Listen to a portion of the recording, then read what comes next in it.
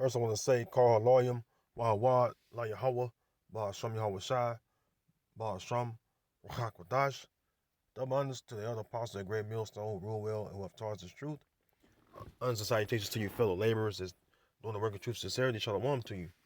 Shalom to the Firak that believe as well. This is inflation from the online etymology dictionary app.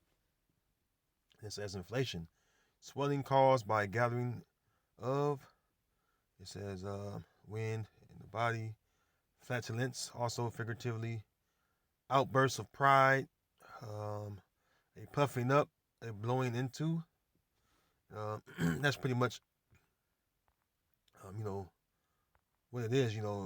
Inflation in regard with or regard to the price of everything going up, right? It says meaning action of inflating with air or gas is from 1600. Monetary sense of enlargement. Of prices, and that's what we're living in the time of, where the price of things are enlarging. You know what I'm saying? And that's due to the U.S. dollar being a fiat currency. All right. So the name of this video is inflation will affect Israelites. All right, or Jake. All right, more than anyone else, because you got to remember we're the poor of the earth right now. All right, the Lord made us poor because of our iniquities, and as a punishment, He stripped us of everything that we would have when we were obedient. So when we were obedient, we had everything in abundance, riches, and all that stuff. But since being put into captivity as a punishment, the Lord has stripped us from everything, and so we're in the bottom of every society, righteously so, because of our iniquities. And when Esau starts to tax the people, the main people that are going to be affected by it is us Israelites. So let's go on to the definitions. It says a general progressive increase in prices, and it gives an example. It says in inflation, everything gets more valuable except money. Yeah, and you know that the U.S. dollar is a fiat currency. All right, let's look up the word fiat, man. It's a fiat currency. Fiat says authoritative sanction. Fiat, let it be done. Says third person. Be done. To be, exist, grow. Let's see. Fiat, a legal binding command or decision entered on the court record as if issued by a court or judge. Which the word fiat really means to make believe, or you could say another way of saying it is as a payment of, which is not an actual currency. All right, currency is the money system. You have the U.S. dollar, the world reserve currency, and the reason why it's a fiat currency, all right, it wants you to make you believe it's a currency, but it's not in reality, because it's not backed by anything, for one. All right, currency that's strong is backed by something. You got gold, silver, and other precious things, stones, maybe oil, something that's a valuable commodity that can back the currency in case of a currency collapse. This could be exchanged for that currency, or this is worth the same as much as that currency that you accumulated. It can be compensated with this means. All right, if that makes sense to you, because that's all the Federal Reserve note is an IOU note. All right. So I have an article, and it was very, very interesting to me, and so I decided to go into it. And it's from rtnews.com, the business portion of the website. Excuse me. And it's entitled says top Wall Street banker warns of U.S. economy risk. and this is the risk associated with the ongoing Ukraine-Russia situation. It says Ukraine crisis and Russia sanctions have added to soaring inflation, J.P. Morgan boss says. And keep in mind, too, these guys are part of the central banking families. They're insiders. They know what's going on. All right. They are part of the elites of Esau, which is Amalek. So keep that in mind as well. All right. Let's read some of the article. It says the combination of inflation, the conflict in Ukraine and Russia, sanctions may dramatically increase risk ahead for the United States. J.P. Morgan's chief executive, Jamie Dimon, said in his annual letter to shareholders on Monday. He was warned, and this past Monday, by the way, it was the 4th, because it's dated the 4th, I believe, yeah, April 4th. It says he has warned of unpredictable consequences for the nation's economy. And that's true, because everyone that sanctioned Russia because of this Ukraine situation, it have backfired tremendously, all right? Excuse me, it have backfired on them, and those EU countries, some of them are within NATO. They even said when they came out to sanction Russia that they would backfire our economy just as well. And so, a previous video I did, I made mention of that, how that's very foolish to cause a great deal of harm or danger upon your economy, your own economy, which affect your own people within your land, on behalf of another whom cares nothing about your economy or your people, which is so-called America, Babylon the Great. All right, all the countries that are allied with the U.S., they're doing these sanctions on the behalf of the U.S. All right, because the U.S. is ahead of NATO. All right,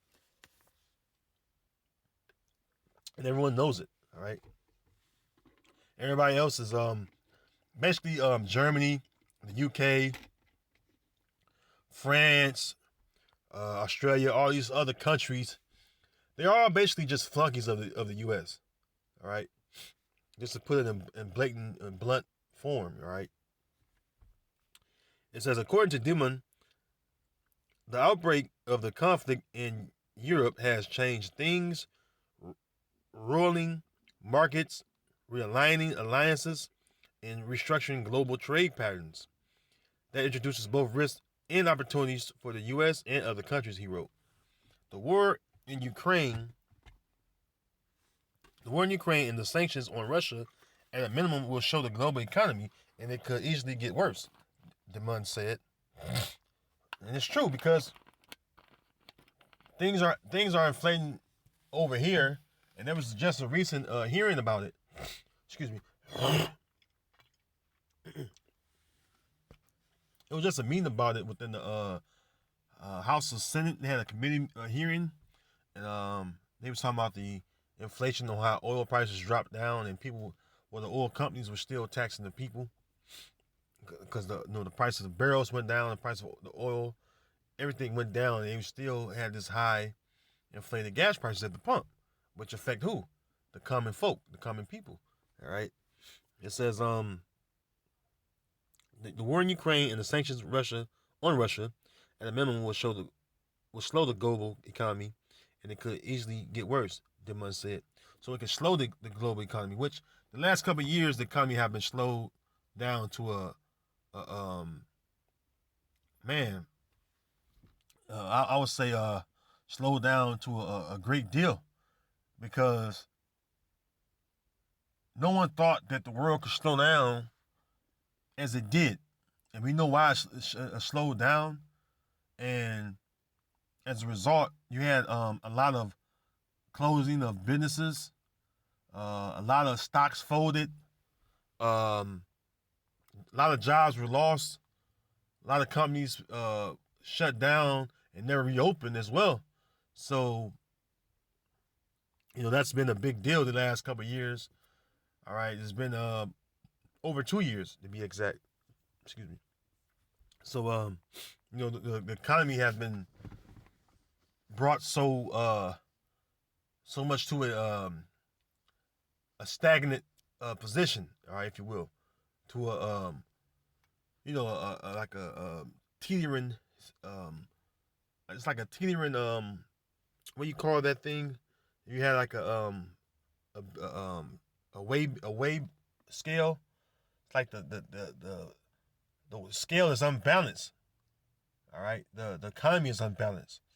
All right, and with that being said, who's profited the most off the last couple of years of the economy being slowed down to a real low point? It's the bigger corporations whom was able to survive. Companies like um, Amazon, all right, and what have you. Companies and corporations like that, all right, that was able to withstand that big economic hit, and they was actually able to gain, all right, record-breaking profits, while the people, the common folk, became poorer and poorer, while things inflated. All right, the wages stayed the same. All right, nothing went up. All right, it says the head of the biggest U.S. bank pointed to the uncertainty about how the conflict will conclude and its impact on supply chains, especially for those involving energy supplies. Yeah, because once again, Russia has its hand on a lot of resources that are within Europe. They control a lot of resources. The European countries depend on Russia a great deal for a lot of things, for a number of things. All right, and so that's the reason why it hurt the European countries when they put these sanctions on Russia. All right, you're sanctioning one of your biggest suppliers. All right, which makes no sense. Okay, many more sanctions could be added, which could dramatically and unpredictably increase their effect, along with the unpredictability of war itself and the uncertainty surrounding global commodity supply chains. This makes for a potentially explosive situation, the Munn said. I speak later about the precarious nature of the global energy supply, but for now, simply that supply is easy to disrupt. So, because of the war, all right, you saw things inflate, and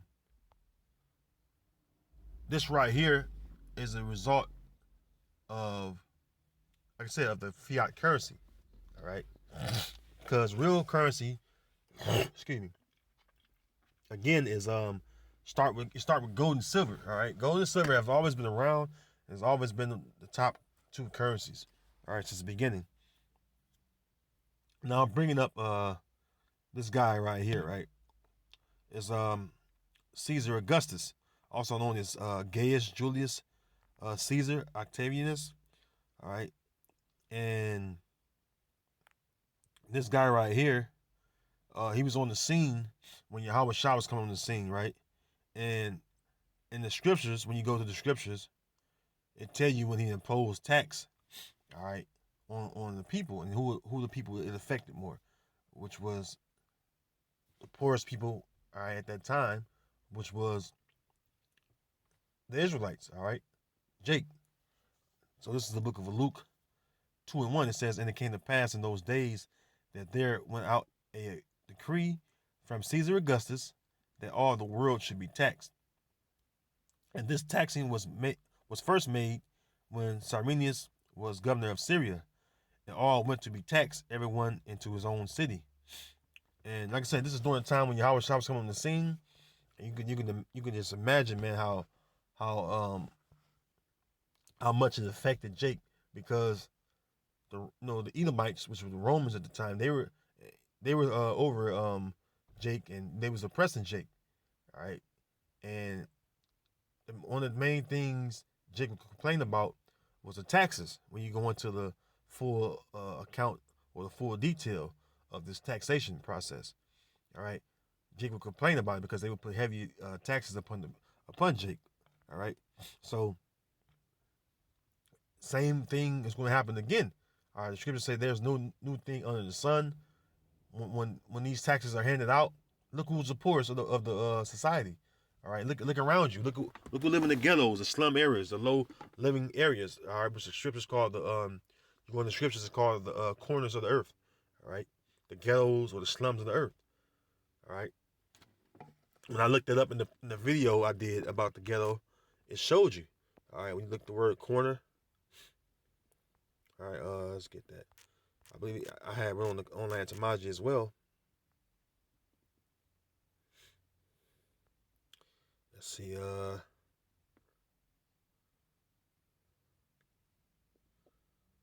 see if I find it again.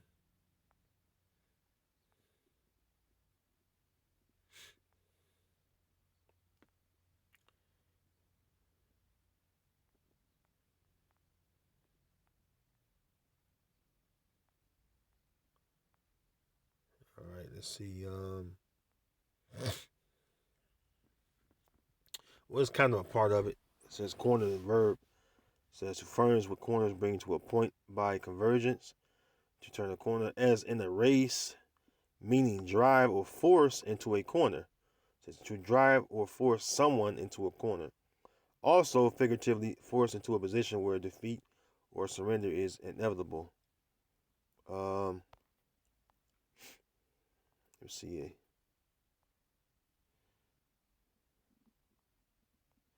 I believe it said it.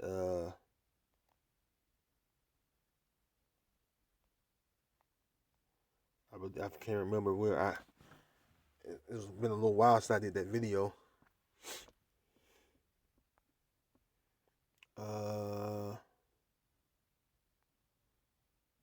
Okay, this is one of them. Corner. It says gain control over. It says force a person or an animal into a position from which he cannot escape. You know, one thing. Even Jake. I remember who was that? Bobby Womack sung a song about what was called Across 110th Street. You know, it's about living in the ghetto. And one thing that Jake know is hard to get out the ghetto. All right, only a few that escape, and that's usually what it's all about wickedness. You know, really. All right, for the most part. Let's go with the blue letter.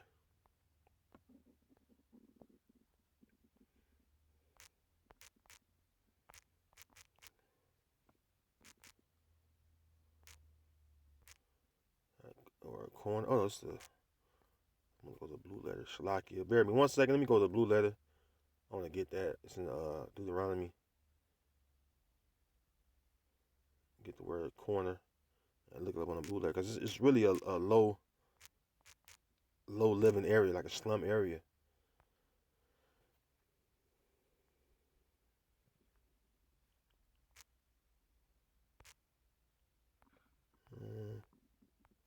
See, can I find it? There we go. Deuteronomy 32 and 26. Deuteronomy 32 and 26 says, I said I would scatter them into corners. I will make the remembrance of them to cease from among men. Now, this was the Lord told Moses to tell it to us, the children of Israel. And we look up the word corner. All right.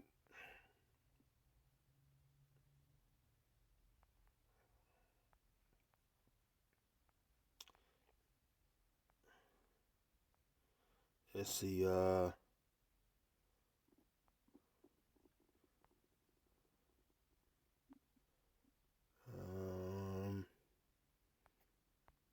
Bear me. Yeah, I was trying to change up something. Not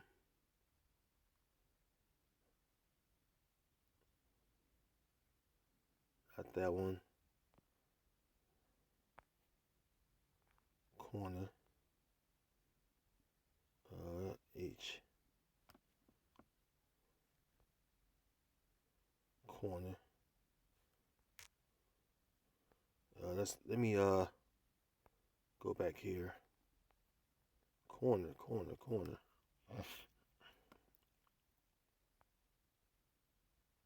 Oh, here we go. Slocky. I passed it. I knew it. Whew.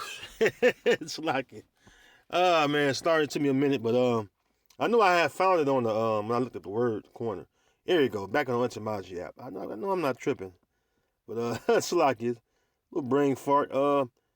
It says corner right here. It says noun. It says a remote area. In many corners of the world, they still practice slavery. Well, there you go, man. Where do Israelites live at? In remote areas, man.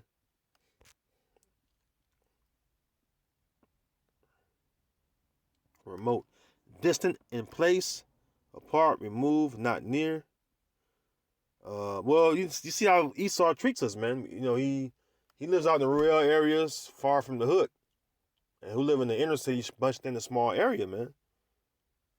All right. That would be us. All right. Um, uh, where is that?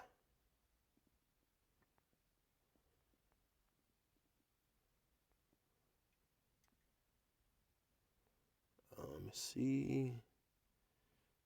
It's remote. Got the different definitions.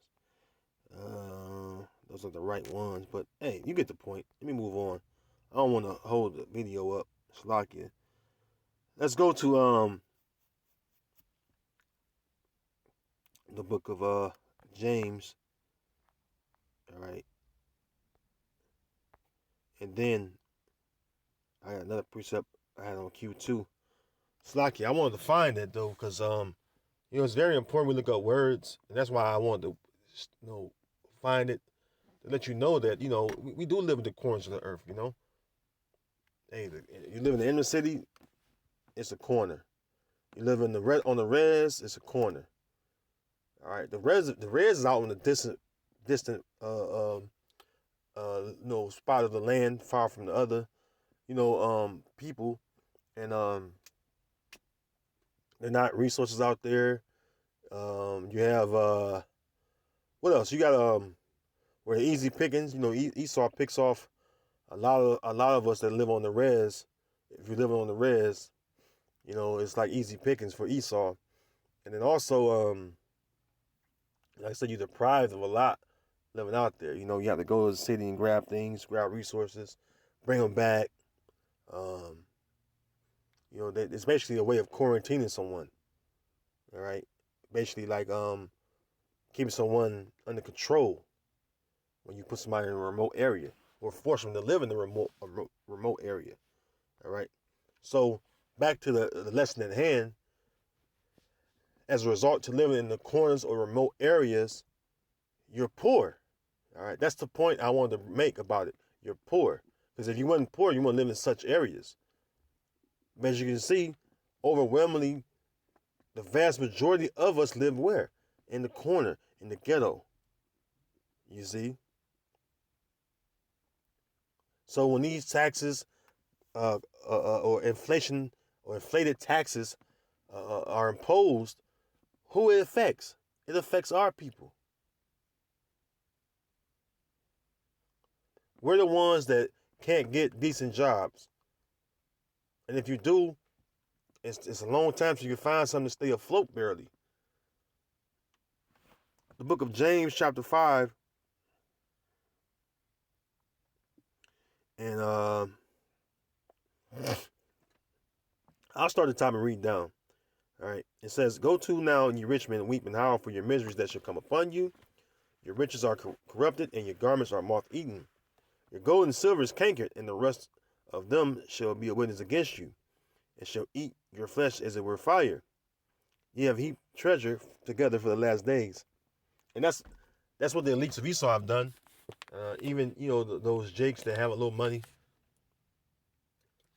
And I say a little money because it is a little money compared to the elites of Esau. As far as the money that those jakes have,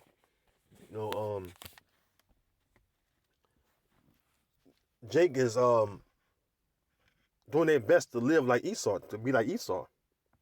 So Jake will do anything he got together for the most part. All right, because they don't want to live in what? Poverty. They don't want to live in the ghetto. Because when you live in the ghetto, you're faced with the harsh reality of life right here in Babylon. You don't have stable finances. You see, that's why I said this inflation will uh, affect Jake more. It says, verse 4: Behold, the hire of the laborers who have reaped down your fields, which of you is kept back by fraud, crieth. Yeah, who the laborers, man, that reap down Esau's fields for the most part? The answer is Israel, man. From Judah on down to Issachar, man. We're the ones that really do the labor or the work, period. In America, we're the backbone of this economy. From us being sold on auction blocks, and from us today working in these manufacturing facilities, doing the fields, these fruit vineyards, these crops, farming, all that. Who's the main pickers? Who the main workers on these farms and in these fields? Israelites. Whether you call them Mexican or what have you, they're Israelites too. The tribe of Issachar. They're the main ones that do the fields today. It says, well, the Issacharites, they're getting tired of working these hard ass jobs that don't pay much. They're starting to complain more. And don't you know the Most High hear their affliction? He know their affliction. I ain't never in my life seen Issacharites complain about working this shit. Until these last recent years, man. And they the hardest workers out of all of us, man. That's what the word Issachar means, my hireling, my worker. And if they're complaining, man, come on, you know something ain't right. Because Issachar known to work real hard. But they're under those two great burdens, man. Like the scriptures say. Hard labor situations. And their living situation is messed up too. It says, Behold, the hire of the laborers who have reaped down your fields, which is of you kept back by fraud, crieth, and the cries of them which have reaped are entered into the ears of the Lord of Sabaoth. Yeah, Lord of armies, man. Which is who? The Most High. And don't you know the Most High heard our affliction in the old Egypt? And what did he do? He came and delivered us, man. The Most High delivered us, man. So how much more, all right, in the new Egypt, all right, which is this place is Simon, Egypt, all right, the Lord's going to deliver us again from your oppression, all right, because our punishment is accomplished. All right, Lamentations 4, all right, it tells you that our punishment is accomplished. We're just waiting on the Lord to come back and deliver us out of your hand, man. Take us back to our land by way of the chariots. Verse 5, you have lived in pleasure on the earth you have lived in pleasure on the earth and been wanton. You have nourished your hearts as in the day of slaughter. And you Edomites, the top of you, have lived in straight up pleasure because this J.P. Morgan guy, he don't have a care in the world or worry about anything he needs or wants. He's been living it up, man. Born into this world with a silver spoon, man. He ain't lacking. All right. He concerned about the stabilization of the economy, which they benefit from the U.S. dollar.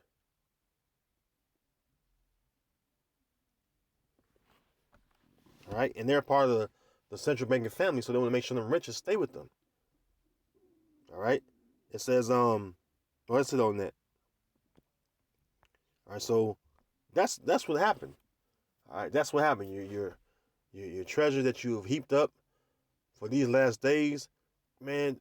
The book of Job tell you you're gonna vomit them up. All this taxes you put upon our really mainly upon our people, even though your own kind pay taxes too. But who it affects more? Because The Edomites, they get better jobs than Jacob because this is their kingdom. This is their society. So they have a little ease, all right, a little more ease compared to what we have. We don't have jack diddly squat. For real, for real. All right. Let's go to oh yeah, let's go to Habakkuk 2. Excuse me. Habakkuk 2 and 5, it says, Yea also because he transgressed by wine, he is a proud man, neither keep it at home, who enlarges his desire as hell, and is as death, and cannot be satisfied. But gather unto him all nations, and heaping unto him all people. Yeah, that's Esau, man. And that's why him heaping all his people up, all the people up, I'm sorry, to this place you call America is known as the Great Melting Pot. All right? Because why? This is this American dream was portrayed as the thing to pursue in life, which that's no longer the thing no more. All right, but for a while people were pursuing the American dream. Come over here and get rich. They're not pursuing that dream anymore. They realize America is gone. All right, down so far where they really truly are circling the drain, as far as the American society and its economy. Okay, people are not heaping, or I'm sorry, people are not running over here no more for a better life, so to speak. As far as the mother nations, man. Verse 6, shall not all these take up a parable against him, and a telling proverb against him, and say, woe to him that increaseth that which is not his? How long? And to him that laded himself with thick clay, because by you creating this fiat currency system, what they have done, all right, they have caused you to generate so much debt because the IOU note, also known as the US dollar, doesn't hold any weight, doesn't hold anything of value, man. So this man Esau is in debt. Debt he cannot pay off, man. It's a reason for that, because the Lord is getting ready to judge you. So the riches that you do got, they're not going to do any good for you, man, the day of judgment. Let's get that. I want to get that before I close, because that's true. Proverbs 11 and 4, riches profit not in the day of wrath. So all the riches you got, Esau, what are they going to profit you when the day of wrath comes upon you? Because that day of wrath is ultimately, for the most part, for you, man. And you got 2/3 of our people going to die in the day of wrath that's going to come from the Lord. But the day of wrath is mainly for you Edomites, man. The top elites, Edomites on down, man. To bring that wrath upon you and your society, so that the Lord will set his people on high again. This is all the Lord is doing. This is all his will. All right? So your riches that you accumulated, they're not going to do you any good in the day of wrath. Riches profit not in the day of wrath, but righteousness delivered from death. And we know you're not a righteous man, Esau. Our scriptures say that the spirit or the soul that is lifted up within you is not upright, man. It's not right, because you're taxing the people. All right? When the scriptures say that Esau hit the people with a continuous stroke, he don't just hit them with wars. He hit them, with different angles, man. Chemical engineering that affects people and destroys people. All right, wealth deprivation. There are a number of ways Esau targets people to destroy them. So we know you're not anything associated with righteousness, man. And that's why the things that are happening to your economy, your society in general, are happening the way they happen, because the Lord is getting ready to judge you. That's why your infrastructure is crashing. That's why your whole monetary system is crashing. Your whole economy is crashing, man. All right. And Lord willing, come to an end real soon. All right,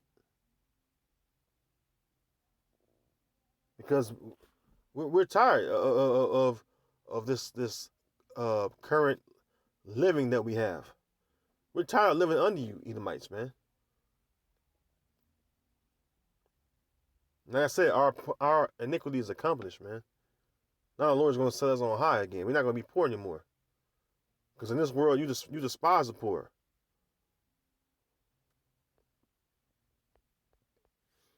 Uh, let's see. I'm going to preach that real quick.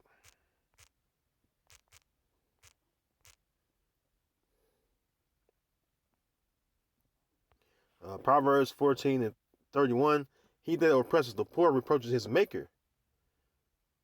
But he that honoreth him had mercy on the poor. All right. And you oppress the poor. The poor are us Israelites, man. You constantly oppressing us, Esau. You don't give us no ease, man. All right. And that's the truth.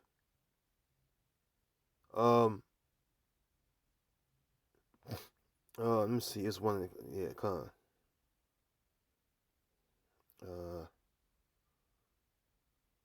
It's the same chapter of the 10th chapter. Uh, mm, mm, mm. Yeah, con. Ecclesiasticus chapter 10, verse 15 says, "The Lord hath plucked up the roots of the proud nations and planted the lowly in their place." Yeah, who the lowly of the earth right now? Us Israelites, and we're the Lord's chosen, beloved people. All right, He's going to pluck up. All right, the so-called Edomite, all right, so-called not Edomite, but the so-called white man's, all right, which he is the Esau, Edom, so-called white society, man. He's going to pluck all that up because a part of so-called white society, you have this thing we call white supremacy, which is Edomite supremacy, and you uses that to keep us in poor positions, man. Verse 16: the Lord overthrew countries of the heathen and destroyed them to the foundations of the earth. Yeah, he took some of them away and destroyed them and had made their memorial to cease from the earth. And that's what's going to happen to you, Esau, because you heavily oppress us more and more. Even though we're poor, down, we don't have nothing. The oppression continues, man. You see?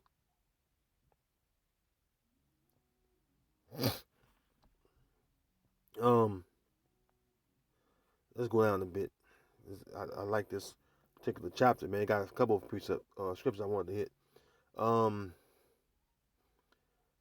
Ecclesiastes 10:23, going on to verse 23, says, "It is not meet to despise the poor man that had understanding." See? And they despise us, man, because we're poor, but yet we have understanding because of Yahweh Bashem Yahushai. It all goes back to Yahweh Bashem Yahushai. All right, knowledge, wisdom, understanding. It goes back to Yahweh Bashem Yahushai, man. All right, all go back to the Most High, man. Through His Son, through the Holy Spirit, that we get this knowledge, wisdom, understanding, man. And then the men that they set up to teach us younger men. All right. Let's go down to verse 30. It says, "The poor man is honored for his skill, and the rich man is honored for his riches." All right. So that's what it is, man. And really, we're not honored for our skill, man. You get if that's the case, you would get more Israelites having riches, man. A lot of inventions, a lot of creations came from slavery, the hardcore part of slavery. It says, "The poor man is honored for his skill, and the rich man is honored for his riches. He that is honored in poverty, how much more in riches? And he that is dishonorable in riches, how much more in poverty?" Because you are a dishonorable man, but yet you have riches, Esau. That's the Most High allowing you to enjoy your blessing, which is the fatness of the earth. But yet you're dishonorable. So when you're in poverty in the kingdom of heaven, you ain't gonna have jack diddly squat. You're gonna have a a pit to live in. All right, and we're gonna be rich then. A role reversal like trading places. See, and that's what's getting ready to happen, man. All right. So you should be enjoying while you can, Esau. All right, because you don't have long. All right. So, anyways, with that, I'm gonna close. Lord, whether you were edified in the spirit, I want to say all praises and glory unto Yahweh Bashem Yahweh Shah, Baal Shem Chak Wadash again. Shalom to next time.